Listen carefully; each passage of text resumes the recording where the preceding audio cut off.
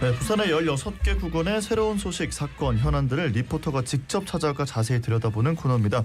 16구군 2박으로 오늘은 박수연 리포터와 함께하겠습니다. 안녕하세요. 안녕하십니까. 네, 안녕하세요. 리포터 박수연입니다. 예, 이제 본격적으로 장마가 시작된다 하던데 오늘 관련해가지고 소식 준비하셨다고 들었습니다. 올해 장마가 예년보다 이른 편이라대요?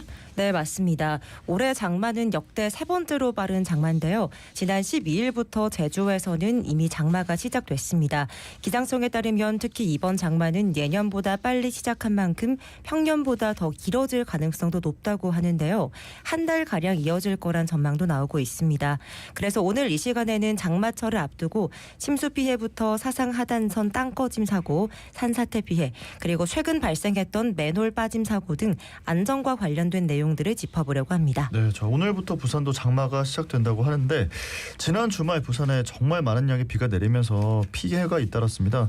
이날 강수량이 6월 기상관측 사상 가장 많은 양이었다고 하는데 이렇게 많은 양의 비가 쏟아지면 아무래도 하천 주변 또 저지대 주민들은 걱정이 많이 될 수밖에 없죠. 네, 맞습니다. 이 부산은 해안가와 산을 끼고 있기 때문에 집중호우와 만조가 겹치면 저지대에 물이 몰려서 침수 피해가 자주 발생하는데요. 네.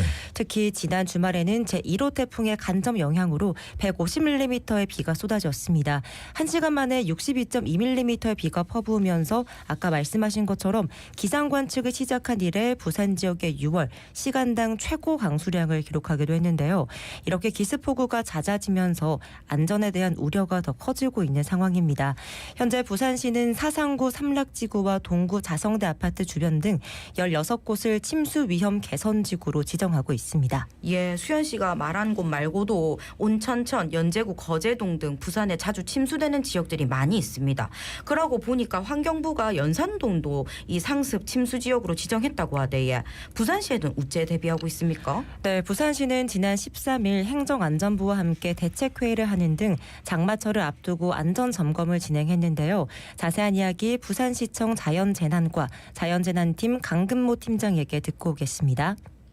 부산시에서는 올해 재난안전대책본부의 비상근무 부서를 확대하고 재난상황실 내 CCTV 700여 대를 추가 연계하는 등 상황관리 체계를 강화하였고 인명피해 우려 지역 339개소를 지정하고 그중 중점관리지역 51개소를 선정, 집중관리하고 있습니다. 특히 하천 유수소통 저해 요소를 해소하고자 동천과 온천천, 가물막이 등을 장마 전에 철거 완료하였고 공사 중지 중인 명장공원 사업장에 대한 재예방 공사도 완료하였습니다. 인명피해 방지를 위하여 호우특보시 하천, 지하차도에 대한 선제적 통제 체계를 가동하고 신속한 주민 대피를 위해 대피 대상자와 대피 장소, 대피 조력자를 사전에 지정하는 등 대피 체계를 구축하였습니다.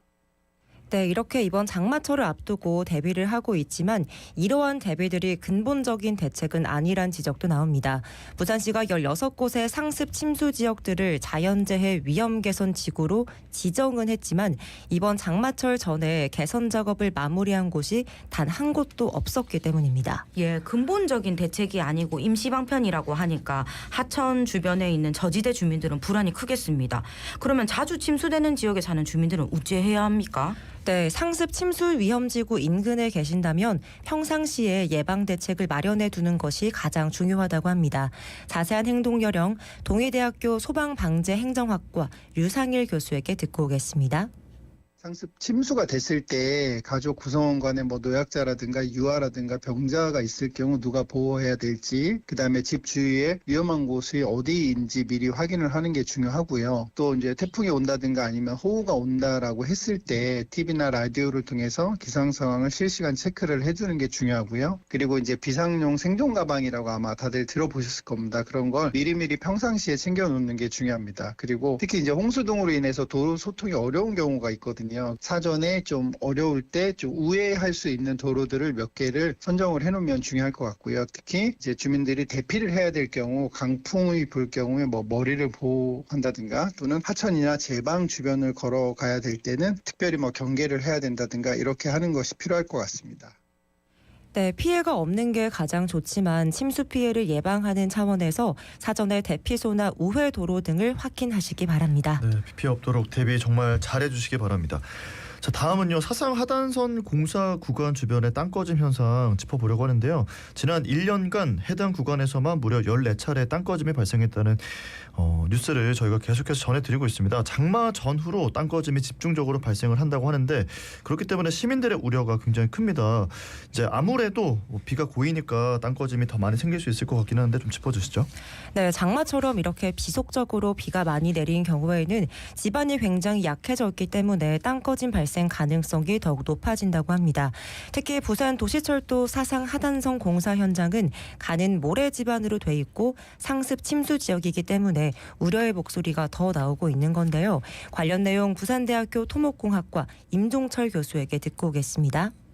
장마철에는 지표에 물이 많이 고이지 않습니까? 그래서 지하 수위가 점점 높아지는데 굴착을 하는 곳은 깊은 곳에 있습니다. 그렇지만 물이 없기 때문에 점점 수위차가 커집니다. 그러면 수압도 커지고 또 유속이 빨라지거든요. 그래서 벽체에서 물이 누수가 되면 흙 입자가 같이 빠져나올 가능성이 굉장히 높아지기 때문에 땅 꺼짐이 발생하게 됩니다. 그러니까 이제 가장 위험한 것은 뭐냐면 물이 땅에 가득 차가지고 그 굴착한 속으로 물이 흘러 들어갈 때 하고 그다음에 벽체에 누수가 생겨서 빠져나올 때 하고인데 일반적으로 넘치면은 상당히 빠른 속도로 땅 꺼짐이 발생하고 안에서 이제 누수가 되어서 흘러나오면 입자가 조금씩 빠져나오기 때문에 상당한 시간이 흘러야 완전한 땅 꺼짐이 발생하게 됩니다.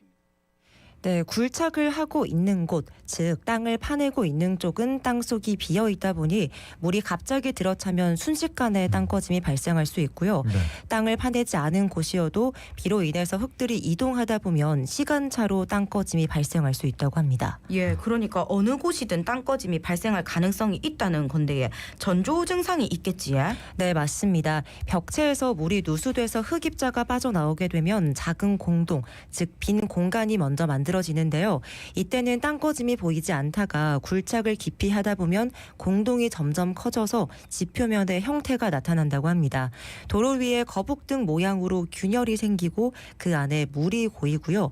그 외에도 도로 경계석이나 중앙 차선이 휘어진다면 땅 꺼짐의 전조 증상으로 볼 수 있습니다. 예, 이렇게 전조 증상을 면밀하게 관찰하고 측량을 자주 해서 땅 꺼짐으로 발전하지 않게 잘 살펴야 되겠습니다. 네, 저희가 자갈치 일보를 통해서도 지금 사상주민대책위원회가 기자회견 열고 이 땅 꺼짐 현상 재발 방지 대책 강력하게 요구했다 이런 이야기 말씀을 드렸는데 현재 부산시에서는 땅 꺼짐 사고 예방을 위해서 점검, 보강 활동 어떻게 하고 있는지 궁금하거든요. 네, 현재 부산시에서는 도로치마 특별대책 상설 TF반을 구성해서 대비하고 있는데요. 전문가와 건설 현장을 점검하거나 도로치마에 대비해서 GPR 탐사를 실시하고 또 상하도관의 누수 여부 등을 꼼꼼하게 살피고 있다고 합니다. 계속해서 강근모 팀장의 이야기 들어보시죠. 부산시에서는 행정부시장을 단장으로 하는 도로치마 특별대책 상설 TF반을 구성하여 전문가 자문과 정책 토론을 거쳐 도로치마 방지 대책을 추진하고 있습니다. 그동안 사상 하단선 인근 하수관로 등의 전설과 CCTV 조사를 완료하였고 우수박스 보강도 함께 추진하였습니다. 사상 하단선 공사 구간의 공동 확인을 위한 GPR 탐사 및 시공보링 조사를 실시하고 그라우팅을 완료하였습니다. 집안 안전성 확보를 위한 안전점검과 집안 조사를 지속적으로 실시하는 등 이번 장마에 집중적으로 대비하겠습니다.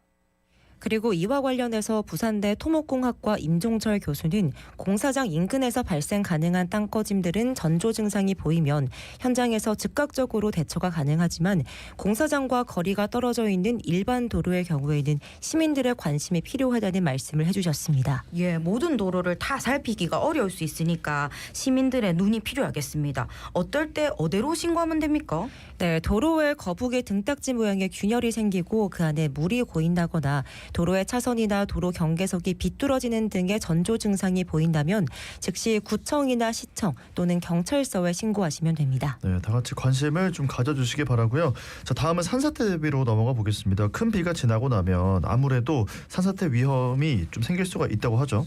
네, 그렇습니다. 비로 인해서 지반이 약해져 있기 때문인데요. 그래서 산사태는 징후가 나타나는 즉시 대피하는 게 무엇보다 중요하다고 합니다. 어떤 징후가 있는지 류상일 교수에게 물어봤습니다. 산사태가 발생하기 전에 그 몇 가지 위험 징후들이 있어요. 이제 부산 같은 경우는 경사면이 좀 많은데요. 경사면에서 갑자기 물이 솟구친다든가 아니면 나무가 바람이 불지 않는데도 뭐 나무가 흔들린다든가 나무가 부러지는 소리가 들린다든가 또는 계곡 같은 경우에는 갑자기 흙탕물로 변한다든가 그다음에 갑자기 위에서 뭐 돌이 떨어지고 전신주가 기운다든가 이런 경우가 있으면 약간 산사태 발생 전에 산사태 징후라고 우리가 할 수 있습니다. 그래서 산사태가 발생할 경우에는 빠르게 저지대로다가 대피를 하는 게 가장 좋을 것 같아요. 그래서 뭐 학교 운동장이라든가 넓은 공터라든가 이런 쪽이 좀 대피하기 훨씬 더 유리할 것 같고요. 예, 굉음을 동반한 산울림도 산사태의 전조 증상이라고 하네요. 이런 징후가 보이면은 공터 같은 저지대로 바로 대피해야겠습니다. 시에서는 어째 대비하고 있습니까? 네, 지난 5월 15일부터 산사태 대책 상황실을 가동하고 있습니다. 산사태 취약 지역 360개소의 현장 점검을 미리 실시를 했고요. 또 20개소의 산사태 예방 사업은 6월까지 모두 완료할 계획이라고 합니다. 또한 이런 상황을 대비해서 주민 대피 체계를 사전에 구축했고 대피 훈련과 교육도 구군별로 실시했습니다. 네, 자 빠르게 맨홀 빠짐 사고까지 좀 짚어보고 싶거든요. 네, 지난 주말이었습니다. 폭우가 내렸던 14일 한 여성이 맨홀 아래로 추락하는 사고가 발생했는데요. 다행히 큰 부상을 입진 않아서 자진 귀가했습니다. 이렇게 비가 많이 내리면 맨홀 뚜껑이 사라지거나 보이지 않아서 그 속으로 빠지는 사고가 일어날 위험이 높습니다.